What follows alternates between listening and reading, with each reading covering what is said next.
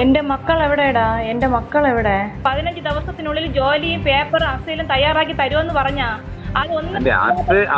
പെട്ടെന്ന് കിട്ടത്തുന്നില്ല. കാലൊക്കെ ചൊറിച്ചലാണ്, ചിരങ്ങ് പോലെ പിടിക്കുന്നു, ഞങ്ങൾക്ക് പറ്റുന്നില്ല എന്ന് പറഞ്ഞ് ഞങ്ങളെ വിളിക്കായിരുന്നു. ഞങ്ങൾ കരഞ്ഞുകൊണ്ട് അവരോട് വിളിച്ചിട്ട ഒരു ആക്ഷൻ എടുക്കുന്നില്ല.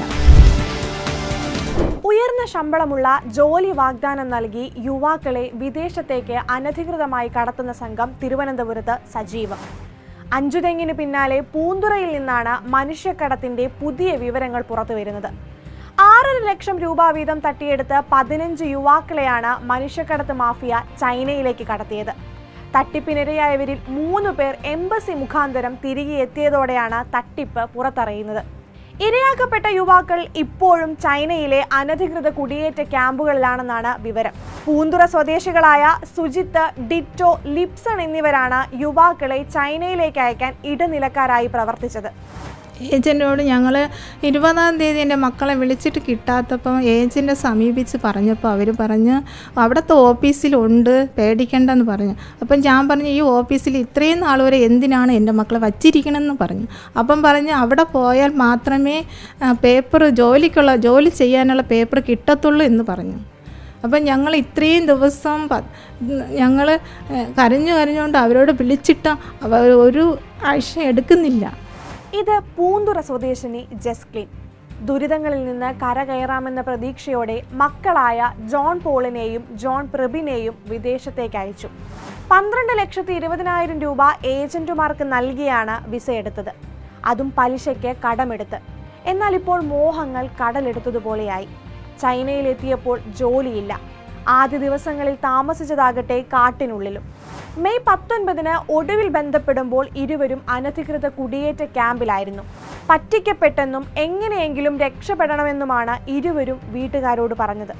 ഈ ദിവസങ്ങളിൽ ഭക്ഷണത്തിനുള്ള പണം പോലും നാട്ടിൽ നിന്ന് വീട്ടുകാരാണ് അയച്ചു കൊടുത്തത്. കഴിഞ്ഞ 10 ദിവസമായി മക്കളുടെ യാതൊരു വിവരവുമില്ല.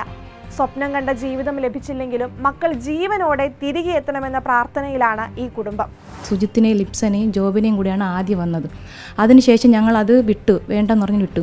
പിന്നെയും എൻ്റെ ചേച്ചിയുടെ മക്കളെ കൊണ്ട് പിന്നെയും വന്ന് അത് ലിപ്സനും സുജിത്തുമായിട്ട് സംസാരിച്ചിട്ട് പറഞ്ഞു, നല്ല വിസയാണ്, നിങ്ങളൊന്നുകൊണ്ട് പേടിക്കേണ്ട, നിങ്ങൾ ഇത്രയും കഷ്ടപ്പെട്ട് കിടക്കുകയല്ലേ, കുട്ടികൾ രക്ഷപ്പെട്ടു പോവും. ഞങ്ങൾ ഈ പൈസ പലിശയ്ക്ക് എടുത്തിട്ടാണ് ഞങ്ങൾ സഹോദരങ്ങളെല്ലാം ചേർന്ന് ഈ പൈസ മക്കൾക്ക് മറിച്ചു കൊടുത്തത്. തുടക്കം മുതലേ ആ മക്കൾ തകരപ്പറമ്പിലാണെന്ന് കിടക്കുന്നത് അന്ന് മുതൽ ഞങ്ങൾ ആ മക്കൾ വിളിക്കുകയാണ്. കാലൊക്കെ ചൊറിച്ചലാണ്, ചിരങ്ങ് പോലെ പിടിക്കുന്നു, ഞങ്ങൾക്ക് പറ്റുന്നില്ല എന്ന് പറഞ്ഞ് ഞങ്ങളെ വിളിക്കായിരുന്നു.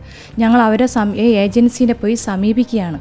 എന്നിട്ട് ഏജൻസി പറയില്ല, അത് അങ്ങനെയാണ്, ആദ്യം പോകുന്ന കുട്ടികളെല്ലാം അവിടെയാണ് കിടക്കുന്നത്, അതിന് ശേഷമേ സിറ്റിയിൽ വരാൻ പാടുള്ളൂ, സിറ്റിയിൽ വന്നതിന് ശേഷം തന്നെ നമുക്ക് പേപ്പർ തന്ന് അവരെ അസൈൻ തയ്യാറാക്കി അവർക്ക് വിസ തയ്യാറാക്കാൻ പറ്റൂ എന്നാണ് അവർ പറഞ്ഞത്.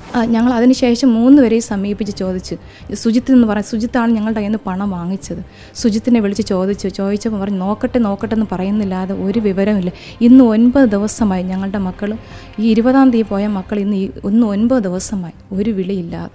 മക്കൾ അവിടെ നിന്നിട്ട് പറയുകയാണ്, മക്കൾ എനിക്കൊരു മെസ്സേജ് ഇട്ട്, ഈ പല പിള്ളേരുടെ കയ്യിൽ നിന്ന് ഇവർ ഇങ്ങനെയാണ് പൈസ വാങ്ങിച്ചിട്ടുണ്ട് ആൻറ്റി, പല പിള്ളേരുടെ നമ്പറുകളും അവർ പൈസ വാങ്ങിച്ച റേറ്റുകൾ എനിക്ക് അയച്ചിട്ടിട്ടുണ്ട്. ഇതിനിടെയാണ് ഏജന്റുമാർ ചൈനയിലേക്ക് അയച്ച 3 യുവാക്കൾ നാട്ടിൽ തിരിച്ചെത്തിയത്. ഇവരെ ബന്ധപ്പെട്ടതോടെ ചതിക്കപ്പെട്ടെന്ന കാര്യം കുടുംബം തിരിച്ചറിഞ്ഞു. ഏജന്റുമാരെ നിരവധി തവണ ബന്ധപ്പെട്ടെങ്കിലും വ്യക്തമായ മറുപടിയില്ല. ജോലി ലഭിക്കണമെങ്കിൽ അഭയാർത്ഥി ക്യാമ്പിൽ കഴിയണമെന്ന വിചിത്ര മറുപടിയാണ് ഇവരിൽ നിന്ന് ഇപ്പോൾ ലഭിക്കുന്നത്.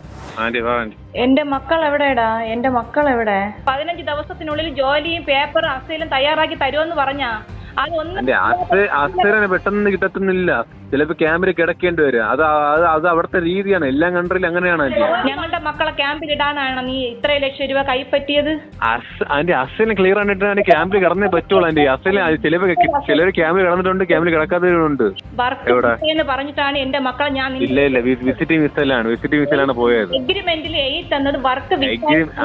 എഗ്രിമെന്റിൽ വർക്ക് പെർമിറ്റ് ആണെന്ന് പറഞ്ഞത്. വർക്ക് പെർമിറ്റ് മേടിച്ചു കൊടുക്കുന്നതാണ് പറഞ്ഞത്. 1 വർഷത്തെ വിസ വാങ്ങി തരുമെന്നാണ് നീ പറഞ്ഞത്. 1 വർഷത്തെ വിസ വാങ്ങിച്ച് ജോലി വാങ്ങി കൊടുക്കുമെന്നാണ് പിള്ളേരെ ഇവിടെ നിന്ന് ഞങ്ങളുടെ കയ്യിൽ നിന്ന് പൈസ വാങ്ങി. ഞാൻ പറഞ്ഞ ആന്റി, ഞാൻ നല്ല രീതിയിൽ പറഞ്ഞു കേട്ടത്. ഇവിടെ പോണത് വിസിറ്റിംഗ് ആണ്, അവിടെ നിന്ന് പോയി വർക്കിലോട്ട് കൺവെർട്ട് ചെയ്ത് തരുമെന്ന് പറഞ്ഞു. അത് ഞാൻ പറഞ്ഞത്. പോളിന്റെയും പ്രഭിന്റെയും സാമ്പത്തിക ബുദ്ധിമുട്ടുകൾ പരിഹരിക്കാമെന്ന് വാഗ്ദാനം ചെയ്താണ് സുജിത്ത് ഇരുവരെയും കബളിപ്പിച്ചത്. മാസം ഒരാൾക്ക് 1.5 ലക്ഷം രൂപ ശമ്പളം. 1 വർഷത്തിനുള്ളിൽ എല്ലാ കഷ്ടപ്പാടും മാറും. ഇതായിരുന്നു സുജിത്തിന്റെ മോഹന വാഗ്ദാനം. ഇരുവരുടെയും അച്ഛൻ ബേബി ജോൺ 2018 ഓഖി ദുരന്തത്തിലകപ്പെട്ട് കിടപ്പിലാണ്. മക്കളെ വിട്ടുകിട്ടാൻ മുഖ്യമന്ത്രിക്ക് പരാതി നൽകാൻ ഒരുങ്ങുകയാണ് കുടുംബം. അതേസമയം ചൈനയിൽ നിന്ന് തിരിച്ചെത്തിയ യുവാക്കൾ ഏജന്റുമാരോട് പണം തിരിച്ചു നൽകാൻ ആവശ്യപ്പെട്ടിട്ടുണ്ട്. ഈ മാസം 30-നകം പണം തിരിച്ചു നൽകാമെന്നാണ് ഏജന്റുമാരുടെ ഉറപ്പ്.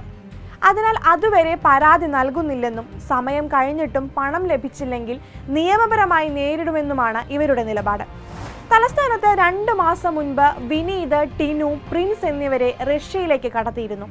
5 തെങ്ങ് സ്വദേശികളായ ഇവരെ സെക്യൂരിറ്റി ഹെൽപ്പർ എന്ന വ്യാജേനെ യുക്രൈനുമായുള്ള യുദ്ധത്തിൽ പങ്കെടുപ്പിക്കാനായിരുന്നു കൊണ്ടുപോയത്.